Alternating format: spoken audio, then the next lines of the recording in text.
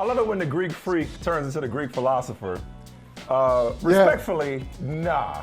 But when you lose to a team that lost its first play-in game and it was trailing in its second play-in game, that is a freaking failure. Is it all on Giannis? No. Oh, by the way, Michael, they also missed 13 free throws. There's no other way to slice it. It's a failure. Okay. There is another way to slice it. Shit happens. This dude delivers gems on the regular. So you add some bullshit question, you get this response, and you think you've done your job. You haven't, Eric. It was whack. I feel you. CJ Stroud, sure. He may not have the charisma that Bryce Young does. He's clearly the number one quarterback in this draft. It's not even close. And I'm so glad that he's not going to Carolina because they don't deserve him. Like everybody says, the Falcons have an incredibly high grade on Bijan Robinson. Where can I get running game production? Does that have to be in the form of one exceptionally great player?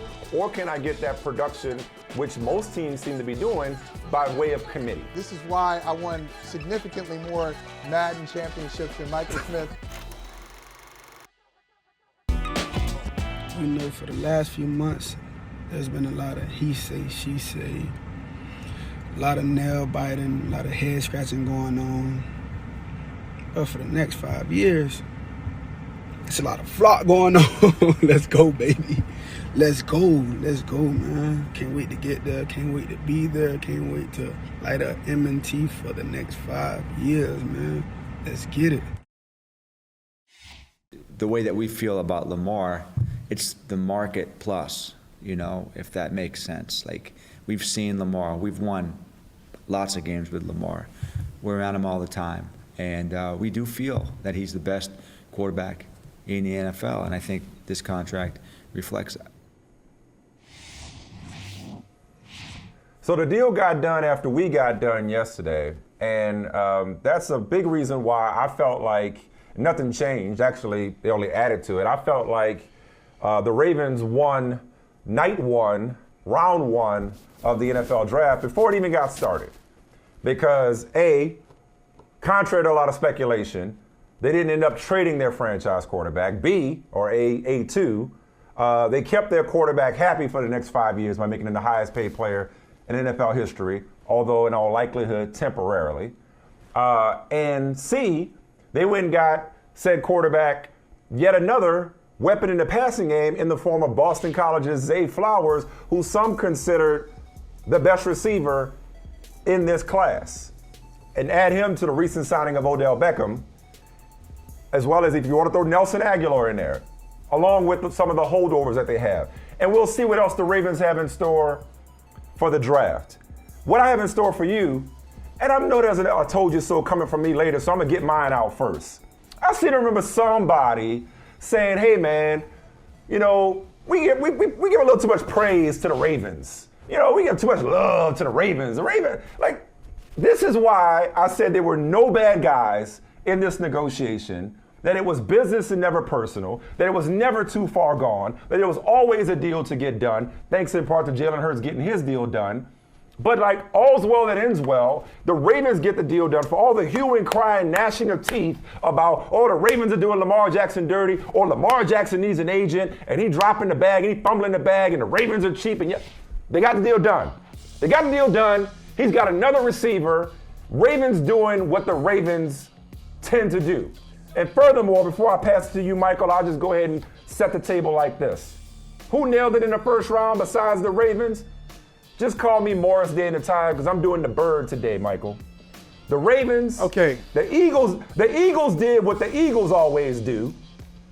The Seahawks got the best cornerback and the best wide receiver with their 2 picks. The Cardinals, our favorite fixer-upper, okay, get my favorite player, former Ohio State journalist and offensive tackle Paris Johnson Jr. That's right. And they get future picks from the Texans. And last but not least, Michael, another team that nailed it, the Atlanta Falcons. I've been trying to tell you to stop devaluing the running back position, my friend. Yes, you have. Okay? I've been trying to educate you on the fact that you have to take the best player, especially, as Arthur Smith said, Bijan Robinson's more than a running back. And now the Falcons' offense is rather dirty. So shout out to all the bird teams. Shout out to Morris Day. I like it. All right. Who nailed it for you? I know I said a lot there. You are allowed to retort or just tell me who said it. Yeah, go ahead. Let's go back. Let's go back to this. You like, oh yeah, the Ravens do what the Ravens do. The Ravens are suspect, starting with the fact that my man Eric DaCosta said Lamar Jackson is the best quarterback in the NFL. I don't believe you. I don't believe it. Now, if you had said, Eric, I don't believe you. You know, like Ron Burgundy. You know what? I don't believe you. I thought you were Alonzo. I don't believe you. Or Alonzo. I don't believe you. Put it in the backs, bang, code X. Yeah. Boom. Because you never know. Now, if he said, if Eric DaCosta had said, Lamar Jackson is the best quarterback for Baltimore, for this city, and for this franchise, for what we're trying to do, he fits everything on the field and off the field, what we're trying to represent, yeah, I agree with him.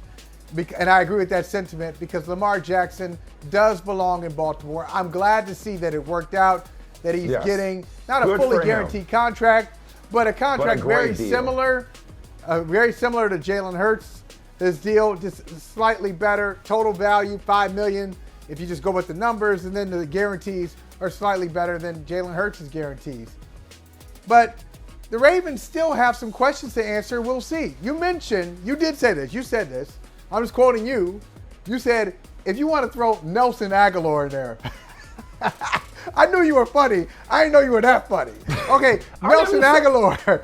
You did. You just said that. He's not there. He's not their one. I'm saying they've overhauled the receiving room. He's a part.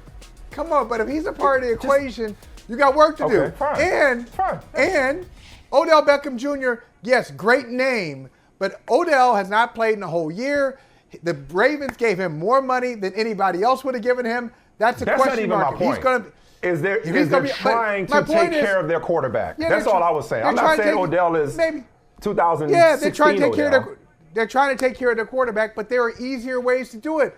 The fact that Lamar Jackson has a deal doesn't invalidate all the things that people said about Lamar and the Ravens. The Ravens have some questions to answer still, and because the Ravens, first of all, we don't know if the receivers are going to work out. Yeah, they're trying, but we don't know if the receivers are going to work out. They've had some issues in the last few years with their personnel, with their training staff. These things are still on the table. And Lamar still, without an agent, still has left lots of money on the table that he'll never make up. I'm glad he got his deal now. No, that's fair. But he did leave money on the table. But if we're going to be fair, let's be fair. This was never a football conversation, whether or not they knew what they were doing from a football standpoint. It was, why do they treat their players so badly? It was, they did the same thing with Joe Flacco. It was, why don't they just pay the man? Right. When, as I said, it took two. There was no bad guy because he was entitled to want what he wanted, and they were entitled to say Deshaun Watson was an outlier. And for all the panic about whether or not Lamar Jackson had a future in Baltimore, ultimately, the deal got done. Because as I said, there were no games being played anytime soon. Let's turn this around. Don't turn this around. Listen, hold on. This is what happened. You turn it into a football thing. If you want to nitpick their roster, be my guest. But ultimately, I don't want to do that. End up with a really good wide receiver prospect, and they end up with their quarterback. So what was all the fuss about? Hold on. I just want to point out, for those listening to Brother professorial look, by the way, that's very Goodwill Hunting of you. Go ahead. Thank you. I had some business to take care of earlier today. But anyway, for those listening to Brother from another, point out, this is not a media. It's the media. No. Who made this an issue? It wasn't the media.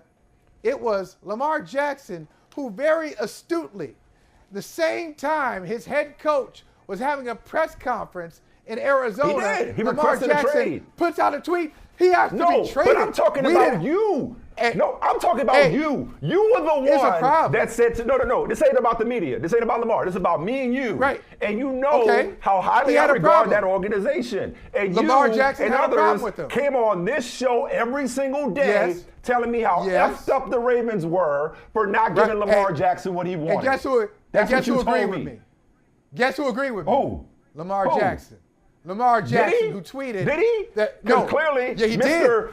Trade Me wasn't serious when he continued negotiating and they got a deal done that wasn't fully guaranteed. He said trade me. something changed. The relationship changed. But at one point, Lamar Jackson did think that there was a villain. They didn't give him, he thought the villain. They didn't give him a fully guaranteed deal. Was the All that changed was him. Lamar Jackson's agent told Lamar Jackson, "Hey man, that guaranteed deal ain't happening, except being the highest paid player in NFL history." And the Ravens said, "Here you go." It never got personal. It never got that contentious. He did what a player representing himself does, which is trade me. It clearly wasn't personal when they were still communicating even after said trade requests. It got personal, and then there was a resolution. But at one point, now it's not personal today. Just because it's not personal today, because they have a deal, doesn't mean that there was a process. All I'm saying is you and I have seen this a million times, Michael. You and I have seen this story a million times. You and I have seen this story a million times where people say, "I will never wear this uniform again," or "trade me," or "I don't want to be here," and a deal gets done. And that's all I was saying the whole time. Was it's like, yo, there are no bad guys here. Let the situation play out. He was never going to play anywhere else.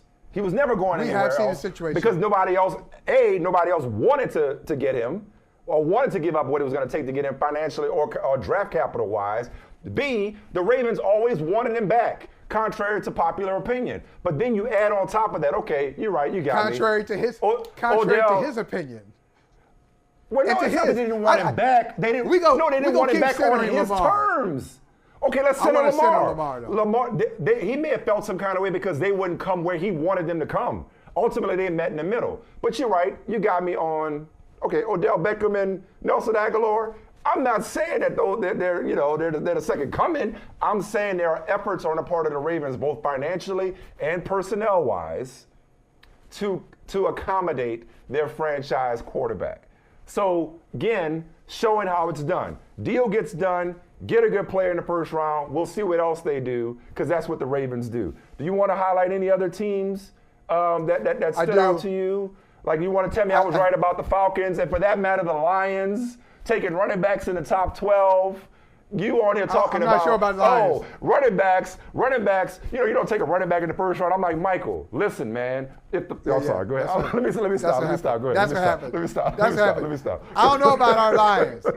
Our Lions yesterday, I don't know what our Lions were doing. I'm really feeling it. I'm feeling the Lions. I'm not sure I understand it. One day, maybe they drafted a running back and an off-ball linebacker. And an off-ball. In the first round. Like old school, this is we talk about 1997. I'm like, you drafting Jack Campbell, that's a linebacker's name, you drafting a middle linebacker from Iowa. Yeah. In the first round. And then look at Brad Holmes getting hyped. Brad, why are you getting hyped? That's my dog right there. Because I love Brad Holmes. I trust Brad Holmes. I trust Brad Holmes. You know? It's like, that's like Dan Campbell when Dan Campbell was playing. That's like one of those drafts. What are y'all doing? And they had an opportunity, Mike. They could have, if you want a running back who could do it all, let's see, man, I wish we had a number 6 pick so we could draft Bijan Robinson. Oh, you did. You did. Hey, so you didn't even have to trade. If you wanted the linebacker all jokes aside, and the running back, all jokes aside, you could have had the best linebacker and you could have had Jack Campbell without making any trades. All jokes aside, there were some teams. Well, but there were some teams. Okay, but they moved back from 6 to 12 with Arizona. Yeah, who again, I loved Arizona getting right. But all jokes aside, there were some teams who had Jahmyr Gibbs as the highest rated running back, or did not have a whole lot of separation between Bijan Robinson and Jahmyr Gibbs. So from a draft, playing draft game standpoint, if you slide down 6 spots, pick up some capital, and at the same time get a player that you had rated as high, if not higher, than Bijan Robinson, that's a pretty good move. Yeah, that is. But to that, can I just say this? I know it will never happen. I just want to say it. I want to see some receipts from these teams. We took him off our board. Okay, proof. He was the highest rated player on our board. We were shocked. We got him at 25. I need proof. You had the 25th player, 28, 19. He's top rated on your board. Let me see your damn board. And let me know your history. Because I don't believe, back to this, I don't believe you. I don't believe these teams say, hey, we had Jahmyr and Bijan side by side. No, you didn't. And if you did, what else? Give me your history of the last 5 years. What else have you done? I want to see your draft perform. What kind of results have you gotten off the field and on the field if your rating system works in such a way? So, yeah, I mean, people, everybody, if you watched it last night, everybody was the Detroit draft. That's the beauty of the draft. Everybody drafted. Everybody's happy. Yeah. Everybody's happy. Yeah. It went according to everybody's plan. That's what's the beauty of it. That's the beauty of it. Right. Everybody's happy. Okay, so you weren't feeling Detroit. Yeah, that's fine. I'll get plenty more people on the Lions bandwagon. But I I'll don't tell need you you what, on the Lions bandwagon. Seattle. Yeah. Seattle, Yeah. again, and it's a continuum. Look, I understand that the most attention went to Houston, which got, back-to-back the best quarterback, or probably the best player in the draft, and C.J. Stroud. Okay, best quarterback in the draft, C.J. Stroud, and then they get Will Anderson. Nice. But Houston has a long way to go, so I'm not going to just look at it as, hey, look what happened last night. Seattle was a playoff team last year, had a terrific draft in 2022. They nailed it Here last they come year, back too, in 23. Here they come back. So they got Tyree Wilson last year. On the other side, they get my man from the Big Ten. Shout out Illinois, Big Ten, Devin Witherspoon. Great at number 5. Didn't see that one coming. And then to get Jackson Smith and Jigba at number 20. Yeah. Are you serious? That is a great job, Quarterback, CB1 and WR1. That's pretty good. Yeah, quarterback 1 and wide receiver 1. Or even WR3. They can have WR3 because they don't need to be WR1. No, I mean in this draft class. I mentioned Zay Flowers earlier, but they may have gotten a lot of people's top cornerback and top wide receiver. And I'm agreeing with you on Seattle. And then now, instead of drafting an heir apparent to Geno Smith, they end up further complimenting Geno Smith with a potentially dynamic third or maybe one day number 2 or even number 1 wide receiver given his upside. And then the Eagles, man. The Eagles. I mean, this Georgia to Philadelphia pipeline is something. If anybody, look, say what you want about Jalen Carter. A lot of this is development, and great teams and great organizations know how to bring out the best in players. And so if Jalen Carter was going to go anywhere, and obviously there's a Jordan Davis connection, there's a Nakobe Dean connection, and now the Nolan Smith connection. If Jalen Carter was going to go anywhere and flourish, it was going to be Philadelphia. And again, all jokes aside, you were telling me about running backs. And I think Atlanta did the same thing. If I can keep connecting these bird mascots. It's hey, yeah, we got a running back, but this guy is a dynamic playmaker, an impact player. He may be designated as a running back, but he's more than that.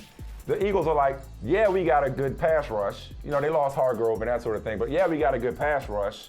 Yeah, we're deep on at defensive line, but we can make a strength even stronger, and we can get maybe the best talent in the draft.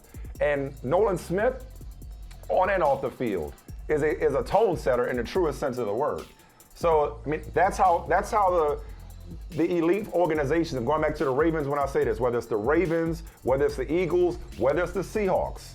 There's a reason why these elite organizations stay elite, because they have not only great scouting, but an infrastructure that's going to develop and support players, even if they may have some question marks or some red flags about them, to be the best versions of themselves within their systems. I'm going to give a friend of mine sent me this text. He's an Eagles fan, and he said the verdict is almost completely in. He said the Eagles traded Carson Wentz and a 2022 first and got back A.J. Brown, Jalen Carter, and a 2024 second. I mean, so you think about that, Mike, you're right. Elite franchises, the Eagles, went to the Super Bowl last year. We all talked about them and how wonderfully they built this team, and it continues. They are, not that your roster wins you anything. I mean, it's a part of it, but, lots of championships have been won on paper, but not actually realized. But the Eagles have the best roster in the National Football League. Top to bottom, they've got the best roster, especially at important trench positions. Offensive and defensive lines are impeccable, and they just added to it last night. Hey, the fun's just getting started. Round 2 and 3 on deck tonight with some big names still in the green room. if I get invited and like if I know like I'll be a pretty high pick, I'll definitely go. I'm looking forward to going, but I don't want to go if like I could be like a second round pick. You know, you don't want to be that. Don't want to have the camera just on you all day. Oh, man. You hate that was prophetic from Will Levis. Tashan Reed from The Athletic covers the Raiders and the NFL. Let's start with the number 7 pick. A lot of people have mocked Will Levis to the Raiders, Tashan. So I'll ask it this way. What did they ended up with? Now, they ended up with Tyree Wilson from Texas Tech, who was the best dressed, gave the best commissioner hug maybe of all time, and is arguably the best edge rusher. A lot of people had him going number 2 to Houston and some mocks going into last night. What did the Raiders think about Will Levis? Hell, what do they think about Will Levis? Because there's reports that they were among the teams trying to get back into the first round toward the end of the night. And from what you know covering the league, what does the league think about Will Levis? Is it the toe? Is it something else? What do you know about Levis in particular? Well, I'll start with the Raiders. While they did their due diligence on all the quarterbacks in this class for the most part, even though they signed Jimmy Garoppolo, they were still exploring adding at the position, even in the first round. From what I gathered, going into the draft, they didn't believe that there were 4 first-round caliber quarterbacks. They really only thought there were 2, and the 2 that stood out were Bryce Young and C.J. Stroud.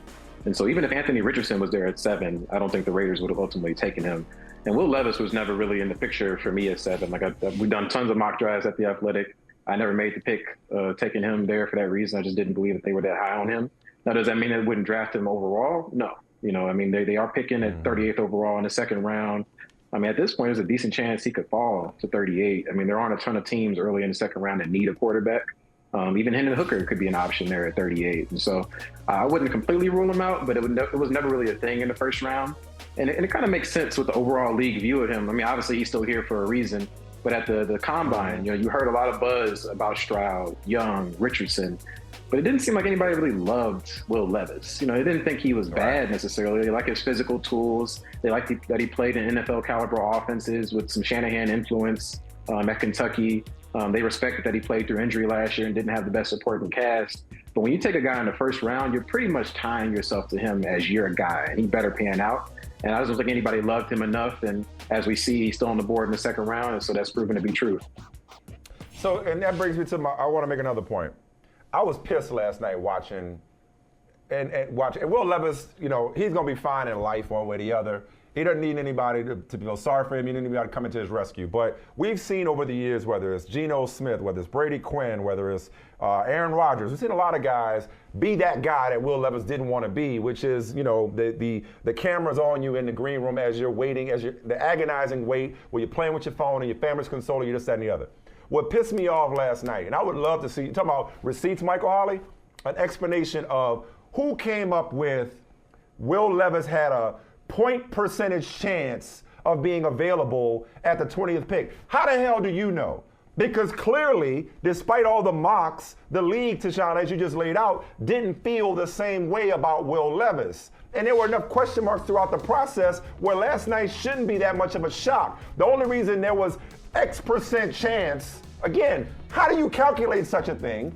An X% chance that Will Levis was gonna go earlier was because the machine hyped us up into believing that he was somehow entitled or a lot to go earlier. And that's unfair to him. That's why that pissed me off. It's one thing to watch the theater play out where it's like, okay, he's waiting. Yeah, because he's a quarterback. That comes with the territory. But to then add insult to injury by saying there was this % chance that he'd be here, that puts the onus on the kid as if something's wrong with the kid for lasting that long, as opposed to, Michael, the league just didn't view him that way, as Tashan just laid out. Yeah, that's a good point. And you know what? For both of you, in science, in math, you got to have all the information before you can start to draw some conclusions. So you can't come up with the percentages unless you have counted everybody and figured out what they're likely to do. You're just guessing. That's a fake number. It really is. You just kind of making it up. Totally fake. Based on what? Mock drafts? I don't know. But here's the real question I want y'all, 2 very handsome, well-dressed men. I want you to explain this to me, because I'm wondering about this.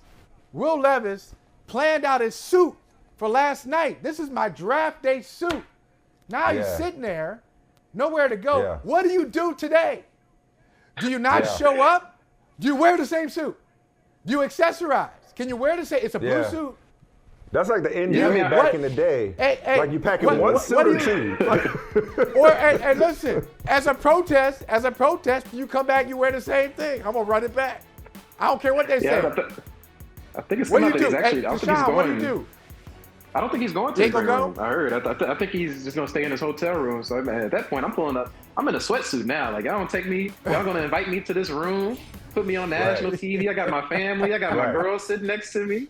You know, I'm dressed to the nines. I don't even get picked. Y'all done got enough content out of me. Y'all got enough content out of me for one draft. You know, I'm in the Nike how much I pay for Nike this? Tech fleece.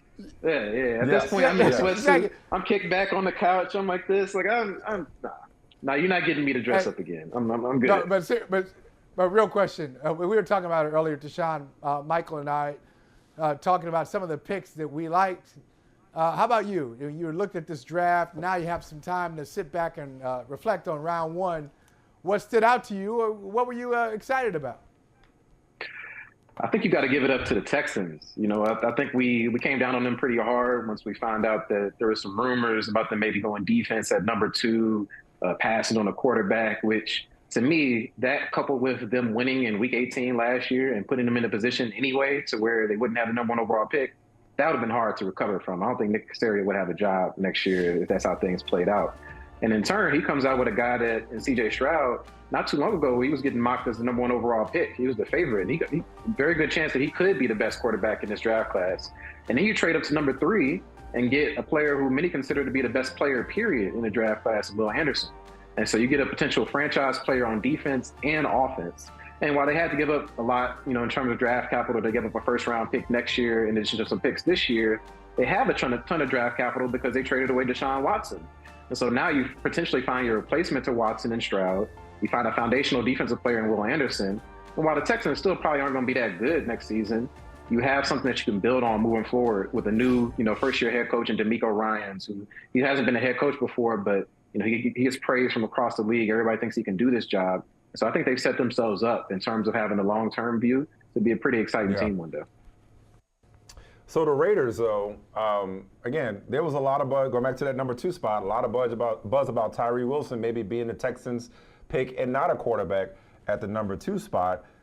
He was one of those, like, and this is always, you know, talk about fake, the idea of somebody rising. It's like, no, like we're just getting hip to who people like.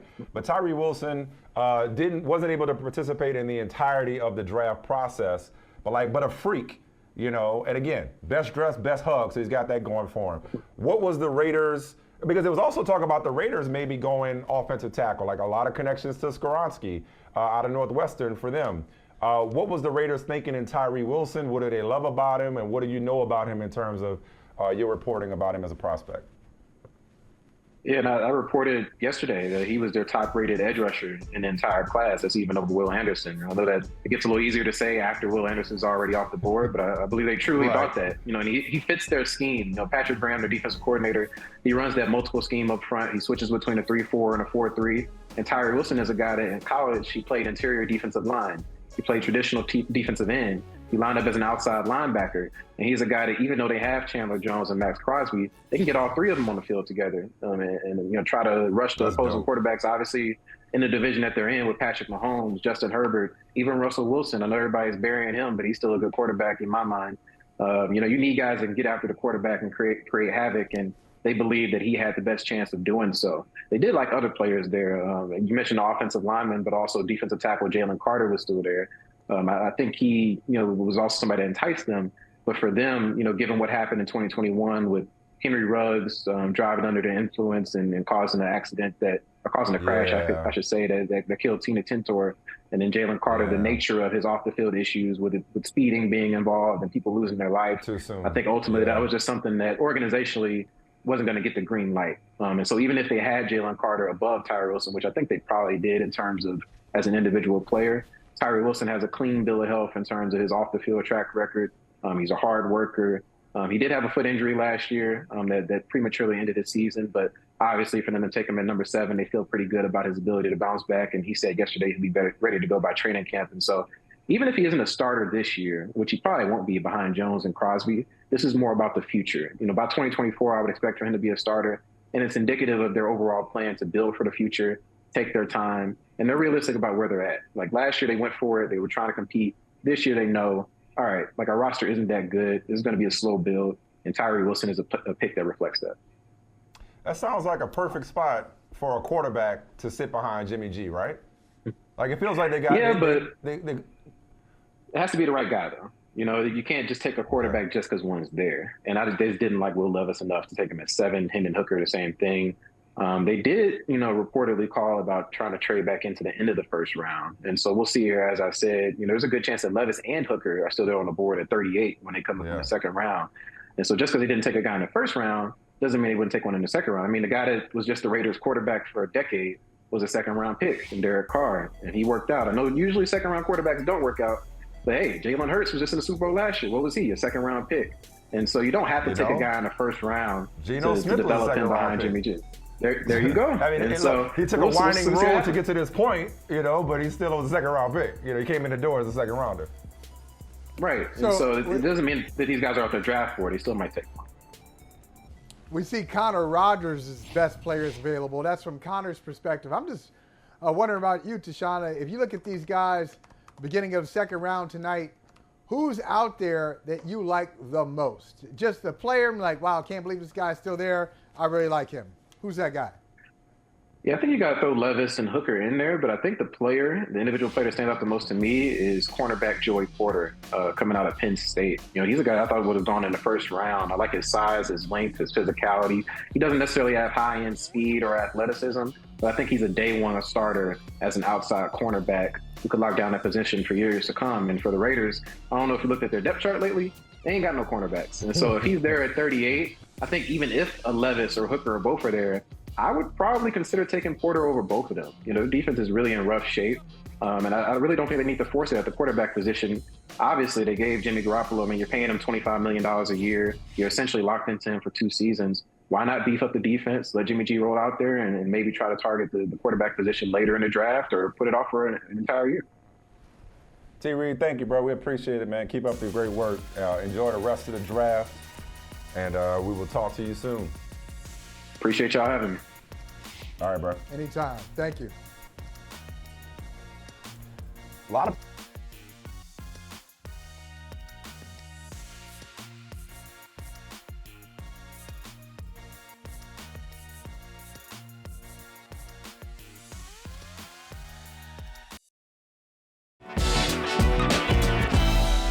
For you as a coach, is it kitchen sink kind of game? You throw everything at it? Is there things that you anticipate doing that people haven't seen before from this team?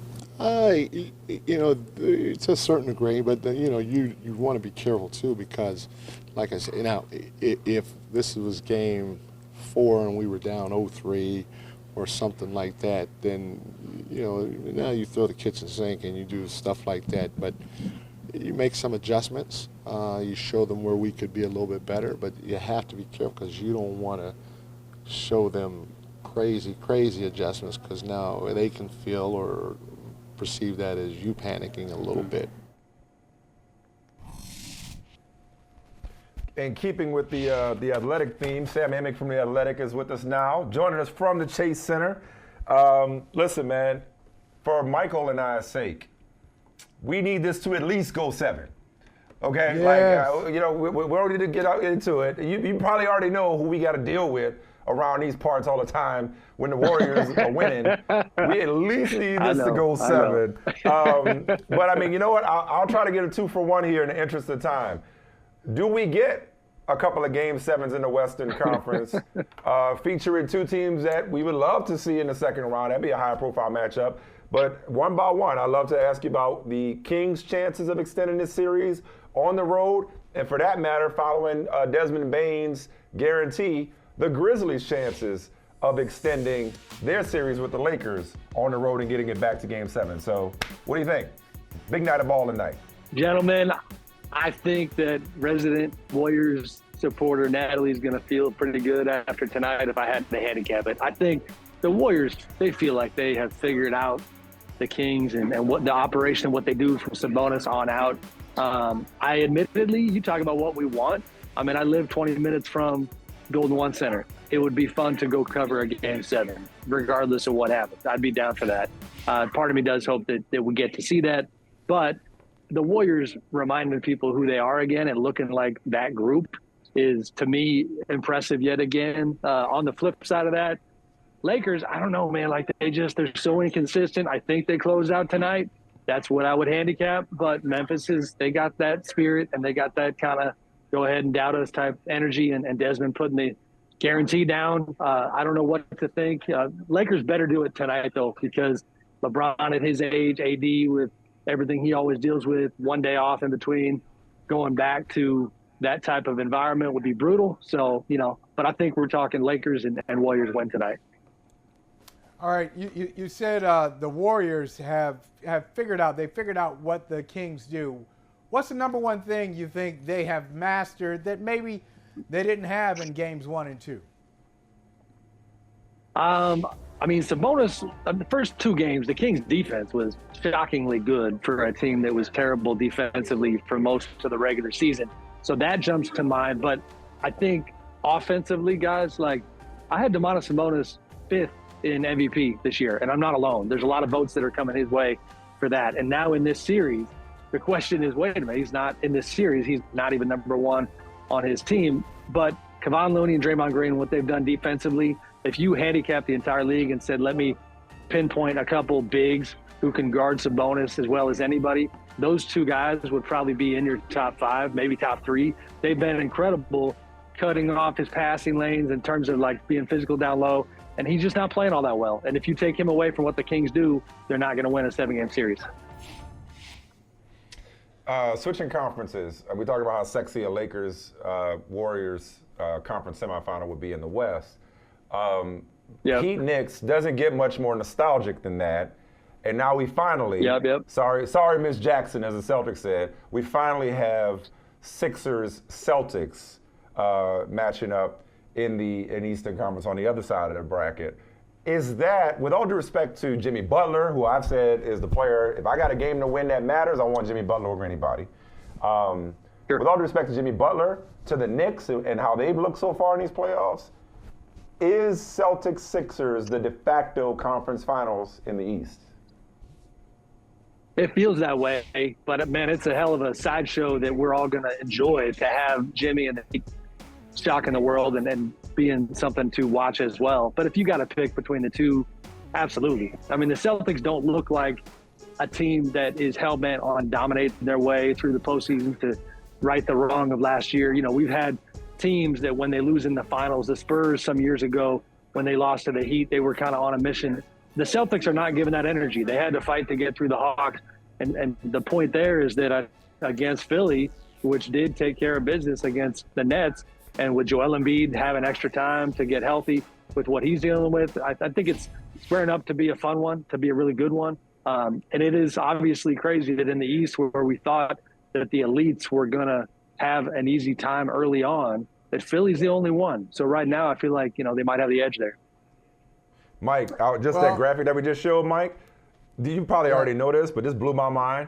The Celtics are 23-1 when Brown and Tatum both scored 30. That's the best by any duo in NBA history, record-wise, when two teammates score 30. Go ahead, Mike. Yeah, that's surprising, you know. And Sam mentioned, you know, kind of the surprising element of, you know, the number one seed. You alluded to it. The number one seed in the East is no longer here, and there are many things to take away from that. One, let's just say on the court, Milwaukee losing to Miami. I'd just like to get your take on it. And then you had an interesting piece on this relationship between players and stars and the controversy over failure. So if you could address those two and just get us into that conversation, that'd be great. Yeah, I mean, the Bucks on the court, I'm as shocked as everybody else. It's funny because as a voter, we're not supposed to take playoff performance into account, right? But I would be lying to you if I didn't admit that when I voted for Giannis this year for MVP, was way down on the list, but there was kind of this sentiment in my head of like, at least I know I'm voting for a dude who does get it done in the playoffs. Little did I know that now, just like Jokic the year before, we would have if he wins it, which he's not going to, that would be my MVP vote going to a guy who was bounced in the first round. I'm shocked. His injury played a big part, but even when he was out there, they did not get the job done. Jimmy was incredible. It made no sense. Nobody thought the Heat could do this. Now, if you talk about what happened post-game, and this is media stuff, but I think, the fans enjoy getting close to the game. Hold on, Sam. Because once we get into that part, I'm not going to want to come back here. So I'm going to interrupt you and interject now because, Michael, this may not come as a surprise to you. That was pretty revealing to me. So you just said that you're not supposed to factor in postseason expectations before casting your vote for regular season MVP. But in the back of your mind, you said, and I appreciate your transparency, you said you'd be lying if you didn't do that. Yeah. How many voters do that? Because that shocks me to hear that. Because it's a regular season award, and I don't have to tell you that. It is. I can't speak to how many people feel that way. I certainly don't think I'm alone. But I think that, so I vote for Jokic the last 2 years. What tugs at you a little bit is that general idea that just from a basketball standpoint, that when the games mean a whole lot more on that playoff stage, if this particular player in his style and the way he competes and the way he gets the job done, if it is more schemable than some of the other guys and you feel like he's going to have a short runway no matter what. The Warriors series last year is a good example. Obviously, no Jamal Murray, no Michael Porter Jr. Nobody thought the Nuggets were going to win that series. But independent of that, the Warriors coaching staff had zero, lost sleep at night when it comes to figuring out how to take advantage of Jokic on the defensive end, beat him up there, run pick and roll his direction every single time, and then, figure out offensively how to circumvent his superpowers. And that is the stuff you try to unpack, is the question of, yes, who was the most dominant this regular season? But I think you care a bit about if it is, and I would never come within a million miles of calling Joker's game gimmicky. I just don't know the other word. There is that question. Is it going to hold up on the biggest stage? And Giannis, the human part of voting is this. If you've been doing this in the league almost 20 years, if you ask me short list of performances that left an imprint on me, Giannis doing what he did to Phoenix in the finals a couple years back is at least the type of thing where you never have those kinds of questions about who he is as a player. And the part I'm acknowledging, like you said, being transparent, is that it's an undercurrent, right? It kind of informs your ultimate opinion of that player. Gotcha. Okay, so thank you for that. So now, no, for sure. Oh, I'm sorry. I was gonna say back to the post game question that everybody was talking about and the fallout from it and your macro perspective on the failure question. Sure.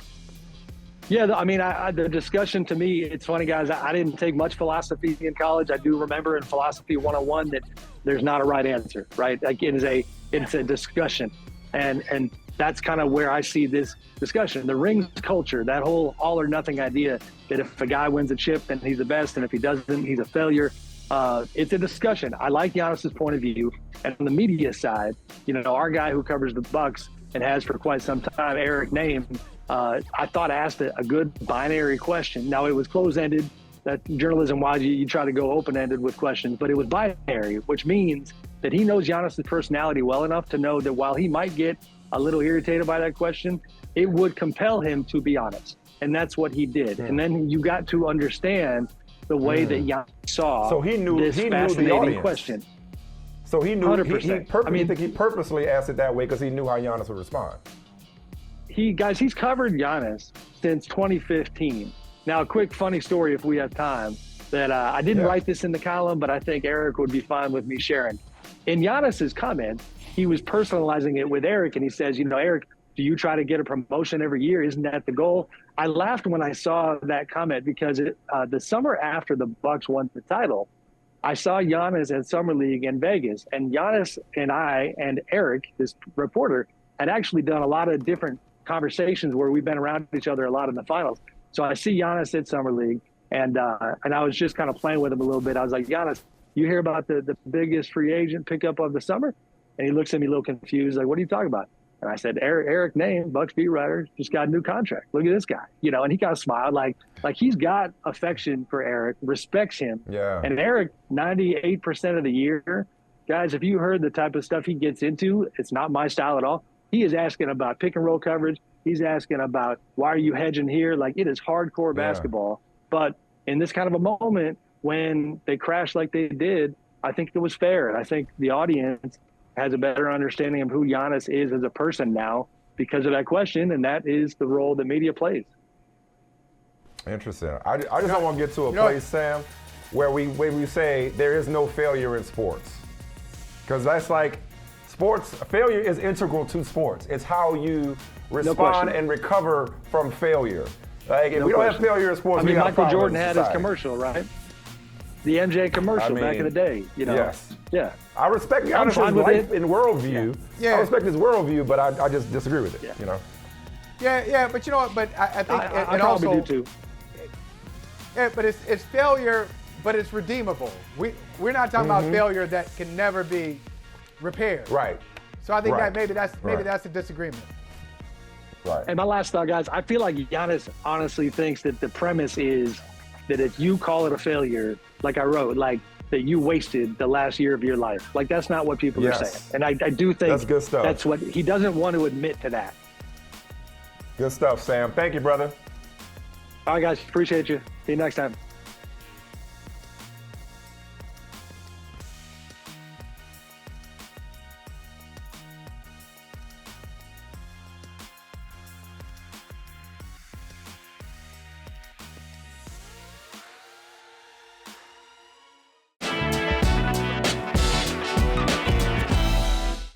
Start with CJ. Really productive player. We had him in the building for a visit. He's, I would say, as competitive a player. Has an edge about him in a good way. Loves football. Wants to compete. Wants to be great. My mission right now is just to accept the opportunity that I've been given and really just take it full go. And I'm really excited to go be teammates with the guys in the locker room, have fun with them, build relationships, build bonds, have team camaraderie. I think that's something that I bring to the table really well, is just how I can lead. And I'm really excited to get in that locker room. And I haven't been in the locker room in 4 months, so I'm really excited for that. Mike Patton brings perspective on all things AFC South. As the creator of the Touring the AFC South podcast, he brings that knowledge to the table right now, brother, from another. Mike, good to see you, brother. I went into this first round being like, the AFC South going to be the story, given that they had 3 teams in the top 12, 2 picking twice, and then the Jaguars being real slick at the back end of the first round, everybody chasing what they have in Trevor Lawrence. So start with the Texans. A lot of people's big winners picking C.J. Stroud at 2, Will Anderson at 3, trading back in for the price of the 12th, 33rd picks this year, and a 24th first and third next year. How did the Texans do? I think the Texans did great. I mean, honestly, they came into this draft with a lot of different things they needed to fill, mainly quarterback and a pass rusher. With C.J. Stroud, you come in there and you get him in there, and he is probably the most talented quarterback out of all of them, in my opinion. He definitely is ready to play right now, and he fills a hole. And basically, they couldn't go back to Davis Mills being the quarterback again on that team. Now you have defensively with the number 3 pick, you have Will Anderson Jr. They did not have any pass rush. Jerry Hughes Jr. was their leading pass rusher, and unfortunately, he's very long in the tooth, and you can't depend on that type of production next year either. So adding Will Anderson Jr., adding C.J. Stroud definitely fills 2 holes on that team and allows them to kind of progress forward and maybe compete for the AFC South this year. Oh, wow. Well, yeah, so if you look at it that way, they clearly had a great night of drafting. The Texans did. But last year, the Jaguars won the division dramatically, that last game against the Titans. Whose division is it? After this draft, I know it's early, night 1, we got a couple more to go. Whose division is it in 2023? Do you still give it to the Jaguars, or you got somebody else? You got to still give it to the Jaguars at this point. I mean, look at it. You have Marvin Jones Jr. He leaves, and you have Calvin Ridley you had in a trade you got last year for a 5th-round pick.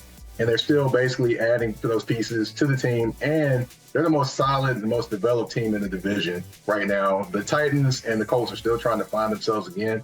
And the Texans are still trying to find themselves also. So, yes, right now, it's still the Jacksonville's division. I give Jacksonville a lot of credit. Trent Baalke and our guy Doug Peterson, the official coach of Brother from Another, I give them a lot of credit because they didn't pick up high, but they traded back twice, ended up with Anton Harrison from Oklahoma to take the place of the now suspended Cam Robinson. And Michael, they got their own second and third tonight. But then on Saturday, you're going to hear the Jaguars a lot. 3/4, a fifth, 3/6, and 2/7. Come on. So they got a chance to add a lot of roster depth. I love just the maneuvering that they did yesterday. All right, back to the top of the draft, though, Mike. The Colts taking Anthony Richardson.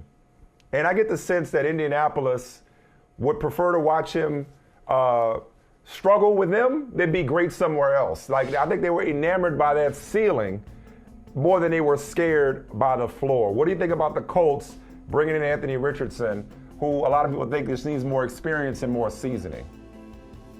Honestly, I think it's a great move. If you look at their coach, Steichen, he actually coached Justin Herbert in with the Los Angeles Chargers, and then also look at him and Jalen Hurts. With Anthony Richardson, he can actually accentuate his strengths, allow him to run the football, but also he can help him in the passing game, put him in positions to succeed with the weapons that they have, like Michael Pittman Jr. and Jonathan Taylor, a little bit of maybe a quarterback option read type of things as well. So, you definitely get a quarterback that's going into a right situation with a great guy with quarterback. The bottom fell out of that organization last year. Yeah. It seems like they're better than the 4th overall pick as a roster, feels like. You like that pick, Mike? Right. Yeah, I actually like that pick. I thought it was the best fit for Anthony Richardson, to be honest. So, and lastly, the Titans. Our guy, Rand Carthon, first draft. They ended up with Peter Skoronski out of Northwestern at 11. Will Levis and Hendon Hooker from right down the road at Tennessee are still on the board. Do the Titans get in on this arms race? You got 3 teams that got their QBs now. What do the Titans do at QB? They got a new stadium. Who's their new face of the franchise once they move on from Ryan Tannehill? Well, the great thing is they got probably about 4 years to figure it out. The new stadium probably won't be around in 2027. But honestly, taking a look at it, I'm not sure they draft either Levis or Hendon Hooker. If you have to pick, I'd say Hendon Hooker. But to me, in my opinion, I think they need to spend that time developing Malik Willis. And with bringing in Peter Skoronski, you add him to that team, you add a lineman that can help blow open holes for Derrick Henry and give him a little bit more of an actual opening to run the football instead of getting touched in the backfield every single time like he did last year. Mike Patton, appreciate you, man. Thanks for helping us tour the AFC South. They running things. They on the come up. All 4 teams. Hey, thank you for watching Brother from Another. If you haven't hit that subscribe button, go ahead and do that now. Don't forget you can catch us 3 to 4 weekdays on PeacockTV.com and on Sirius XM Channel 85.